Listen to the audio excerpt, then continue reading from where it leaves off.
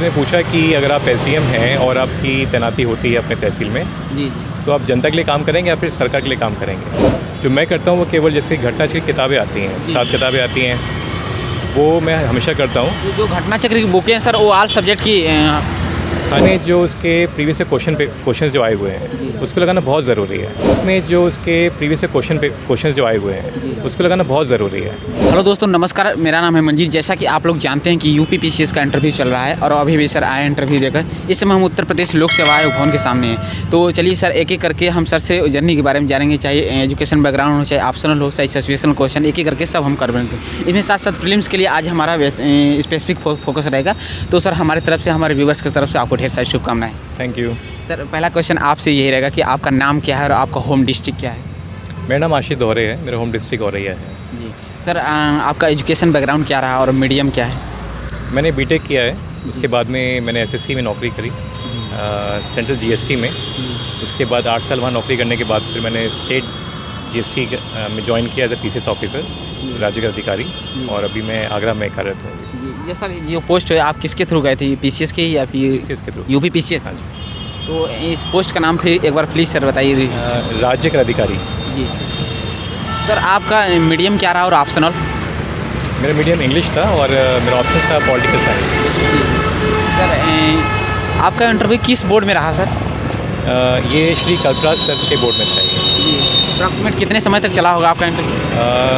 लगभग 25 मिनट। थोड़ा सा बात करेंगे सर, एज ए कोई क्वेश्चन जो सिचुएशनल बेस आपको एज एसडीएम बनाकर डीएसपी बनाकर? हाँ, सिचुएशन बेस उन्होंने क्वेश्चन पूछे थे, जैसे कि अगर एसडीएम के तौर पे अगर आप ज्वाइन करते हैं जी तो अपने क्षेत्र में आप डिजिटल अगर आप उसको कुछ स्टेप लेते हो, वो क्या स्टेप्स होंगे आपके स्टेप से। तो उनको मैंने बताया कि चूँकि मैं तमिलनाडु मैंने नौकरी की है 8 साल, तो वहाँ पे एक जो डिजिटल फॉर्म में काफ़ी उन्होंने प्रशासन में काम किया हुआ है, तो उनको मैंने एग्जाम्पल देते हुए बताया कि इस तरह से मैं भी इसको इम्प्लीमेंट करने की कोशिश करूँगा। जी। इसके अलावा जो गवर्नमेंट की स्कीम्स हैं, डिजिटल इंडिया है, और जो बच्चों के लिए और जो सरकार कार्यक्रम चला रही है उसको इम्प्लीमेंट करने की मैंने बात बताई थी उन्हें। और कोई क्वेश्चन जैसे आईआर से रिलेटेड, इंटरनेशनल रिलेशन से, करंट से रिलेटेड? आईआर से तो नहीं पूछा मुझसे, और करंट से यही पूछा कि जो अभी घटना हुई है लॉ एंड ऑर्डर, जैसे इसमें अभी प्रयागराज में केस हुआ था अभी, उसके बारे में पूछा कि आपके क्या विचार हैं इसके ऊपर, और माफिया कौन होते हैं। सर प्लीज़ और रिप्लाई अपना बताइए। कई बार कमेंट्स करते हैं बच्चे कि रिप्लाई भी जो सर का आंसर होता है वो भी पूछ लिया करें। तो आपने क्या इस पर आंसर दिया? थोड़ा मैं कंफर्म नहीं था कि माफिया की डेफिनेशन क्या होती है, उन्होंने पूछी थी, तो मैं इस पर नहीं बता पाया। मैंने उससे कहा कि सर इतना मुझे अभी कंफर्म नहीं है, लेकिन उन्होंने कहा कि आप ऐसे कैसे निपटेंगे। तो फिर बताया कि जो भी सरकार को एक इसमें प्रॉपर एक मैसेज देना बहुत ज़रूरी है ताकि डिफरेंस बने, और एक प्रोटोकॉल के अंदर काम करते हुए इसको हटाना बहुत ज़रूरी है। जी। और कोई क्वेश्चन जैसे आपको अभी बता रहे थे कि एसडीएम हो किसके लिए काम करेंगे, क्वेश्चन क्या रहा? हाँ, वो सर ने पूछा कि अगर आप एसडीएम हैं और आपकी तैनाती होती है अपने तहसील में जी तो आप जनता के लिए काम करेंगे या फिर सरकार के लिए काम करेंगे। सर उस पर आपका पॉइंट ऑफ व्यू क्या रहा? उसमें ये बताया मैंने कि हम बेसिकली रूल ऑफ लॉ और कॉन्स्टिट्यूशन के लिए काम करेंगे। जी। तो उनको ठीक लगा, उनको अच्छा आंसर लगाइए। और कोई अभी सर अभी कुछ दिन पहले ऑप्शनल रिमूव किया गया यूपीपीसीएस से, तो उसे आप किस वे से देखते हैं, पॉजिटिव नेगेटिव क्या है इस पर आप कभी? हाँ, मैं इससे क्वेश्चन एक्सपेक्ट कर रहा था, लेकिन ये मुझसे पूछा नहीं गया। लेकिन अगर ऑप्शनल ये मुझसे पूछते, मुझसे ये बताता कि इससे एक तो ट्रांसपेरेंसी बढ़ेगी सिस्टम में।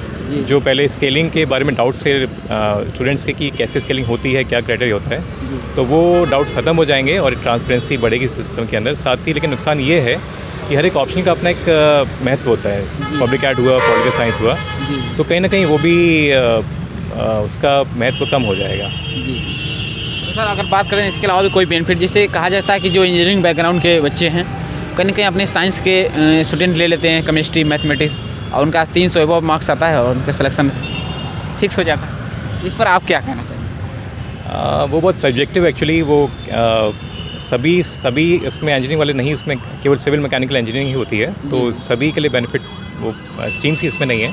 लेकिन अब कमीशन ने हटाया है तो यानी कुछ सोच के इसको हटाया होगा, और लोगों के फ़ायदे में ही है ये बात। कितने समय से तैयार कर रहे हैं यूपीपीसीएस? और ये मेरा सेकंड अटैम्प्ट है, थर्ड अटैम्प्ट है मेरा, ये सेकंड इंटरव्यू है मेरा ये। 2018 मेरा सिलेक्शन हुआ था मेरा राज्य अधिकारी के तौर पे। जी उसके बाद में 21 का दिया, उसमें मेंस क्वालिफाई नहीं हुआ था, फिर अभी 22 वाले में मेंस क्वालिफाई हुआ है। जी सर, इसके अलावा भी जैसे यूपीएससी एग्ज़ाम जो आप दे दिए। यूपीएससी मैंने कई बार दिया है, मेंस कई बार लिखा है, लेकिन इंटरव्यू कॉल नहीं आई थी। जी जी फिर जॉब में आने के बाद फिर मैंने स्टेट पीसीएस पे फोकस किया मैंने, जी। तो फिर अभी इस साल सर प्रीलिम्स के लिए क्या स्ट्रेटजी होनी चाहिए? 14 मई को प्रीलिम्स है यूपीपीसीएस का, तो क्या स्ट्रेटजी बनानी चाहिए अभी से? अभी 2 महीने का टाइम है, 2-3 महीने। चूँकि मैं जॉब में हूँ तो मुझे टाइम कम मिल पाता है। अपना जॉब भी 10 से 5 की नौकरी रहती है। उसके बाद में फिर तो ऐसी जो कुछ मीडियम, जो कुछ सोर्सेज हैं जो कि काफ़ी रिलायबल हैं और कम टाइम में कर सकते हैं, तो उसमें जो मैं करता हूँ वो केवल जैसे घटनाचक्र की किताबें आती हैं, 7 किताबें आती हैं, वो मैं हमेशा करता हूँ। ये जो घटनाचक्र की बुकें हैं सर, वो ऑल सब्जेक्ट की हाँ जी, वो हिस्ट्री, पॉलिटिक्स, इकोनॉमी। हाँ हाँ, वो 1 से 7 तक की बुकलेट नंबर होते हैं। जी जी हिस्ट्री के अलग है, ज्योग्राफी के अलग है। जी तो सबको करने के बाद के अलावा जो करंट अफेयर्स है जी उसकी भी किताब आती है, इसकी आदि घटना चक्र। तो मेरा बेसिकली वही सोर्स है मेरा, जी। इनका traditional subject plus current affairs, यही पढ़ के नॉर्मली हो जाता है। ओनली अगर बात करें केवल घटना चक्र सफिशिएंट है, एनसीईआरटी नहीं पढ़े, ये सब केवल घटना चक्र भी अगर पढ़ें यूपीपीसीएस के लिए तो सब सिलेक्शन हो जाएगा सर? एनसीईआरटी भी बहुत ज़रूरी है, ये आप सही कह रहे हैं, एनसीईआरटी ज़रूर, लेकिन चूँकि मेरे पास टाइम कम रहता है तो वही पढ़ पाता हूँ जो मैं रिवाइज़ कर सकूँ मल्टीपल टाइम्स। जी तो मैं ये कम किताब पढ़ता हूँ, लेकिन उसको कई बार रिवाइज़ करता हूँ। जी। तो शॉर्ट नोट्स कहाँ तक इम्पोर्टेंट है?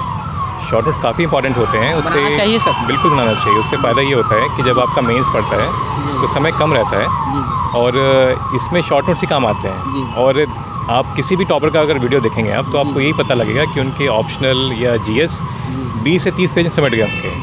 वो इतना शॉर्ट बनाते हैं, उसको मल्टीपल टाइम रिवाइड करना आसान हो जाता है। शॉर्ट नोट्स सर कैसे बनाएं? बहुत सारी चीज़ें जैसे कि टॉपिक वाइज बड़े बड़े नोट्स हैं, बड़े बड़े कंटेंट हैं, चाहे करंट अफेयर, घटना चक्र, इतनी मोटी मोटी किताबें आती हैं। तो शॉर्ट नोट्स बनाते समय किन किन चीज़ों का ध्यान रखें? वन लाइनर हो और कैसे बनाएं?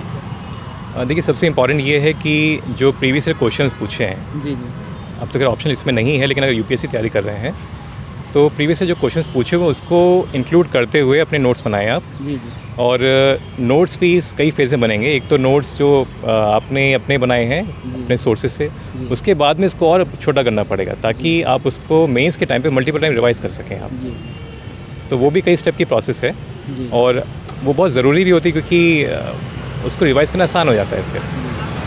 और सर मेंस के लिए क्या स्ट्रेटजी होनी चाहिए? कैसे अपने आप को प्रिपेयर करें? जो जीएस के पेपर है, क्या रिसोर्सेज आप कहाँ फॉलो करते हैं? देखिए, मेंस के लिए सबसे इंपॉर्टेंट 2 चीज़ें हैं। एक तो आप सिलेबस से आपको बिल्कुल बहुत उसको सही से पढ़ना पड़ेगा सिलेबस को, और साथ में जो उसके प्रीवियस से क्वेश्चन जो आए हुए हैं उसको लगाना बहुत ज़रूरी है। कई बार क्वेश्चन यहीं से दोबारा पूछ लेते हैं, तो जिसने उसको किया होता है उसको फिर बेनिफिट हो जाता है। एक कहीं बच्चे जिससे ज़्यादा कंफ्यूज रहते हैं कि प्रीलिम्स और मेंस की तैयारी साथ साथ करनी चाहिए या फिर इसको अलग प्रीलिम्स क्लियर हो जाने के बाद करनी चाहिए। जैसे आंसर राइटिंग का बहुत बड़ा खेल है, तो आंसर राइटिंग के लिए पहले से ही स्टार्ट कर देनी चाहिए या फिर प्रीलिम्स क्लियर होने के बाद? आंसर राइटिंग मैं समझता हूँ कि वाकई बहुत ज़रूरी है, और कैसे आंसर लिखना है ये अपने आप में बहुत वेटेज रखता है इस एग्जामिनेशन में। तो इसका तैयारी तो प्री के पहले से स्टार्ट हो जाना चाहिए। एक्चुअली देखिए, थंब रूल ये है कि प्री की तैयारी के पहले आपका एक बार सिलेबस हो जाना चाहिए, तभी आप कंफर्टेबल होकर अपना टेस्ट सीरीज दे पाएंगे। वो भी बहुत ज़रूरी होता है। प्री के बाद आपको टेस्ट सीरीज करना पड़ेगा, उसकी प्रैक्टिस करनी पड़ेगी, उनके आंसर्स को याद करना पड़ेगा, समझना पड़ेगा। ये तभी हो पाएगा जब आपका एक बार ऑप्शनल आप एक बार कर चुके हैं या फिर अपना जीएस कर चुके हैं। एकदम से नहीं होगा ये। तो प्री के पहले आपको आंसर राइटिंग और अपना मेंस का पहले से आपको करना पड़ेगा, ये बहुत ज़रूरी है ये। सर एक लास्ट क्वेश्चन है कि जो न्यू स्टूडेंट्स तैयारी कर रहे हैं उन्हें कोई सजेशन के तौर पर क्या कहना चाहेंगे? जो मोटिवेशन के तौर पे कोई इंस्पिरेशन लाइनें, पोएम?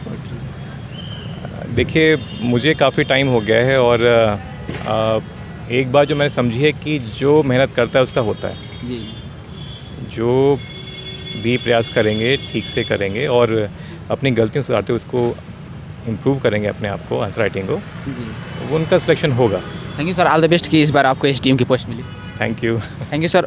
वो सारी चीज़ें फ्रेंड्स इंटरव्यू में कवर किया गया। आई होप कि यह वीडियो आपको पसंद आएगा। कोई भी क्वेरी हो तो कमेंट सेक्शन में ज़रूर बताइए। चलिए मिलते हैं किसी नए वीडियो के साथ, तब तक के लिए जय हिंद, जय भारत।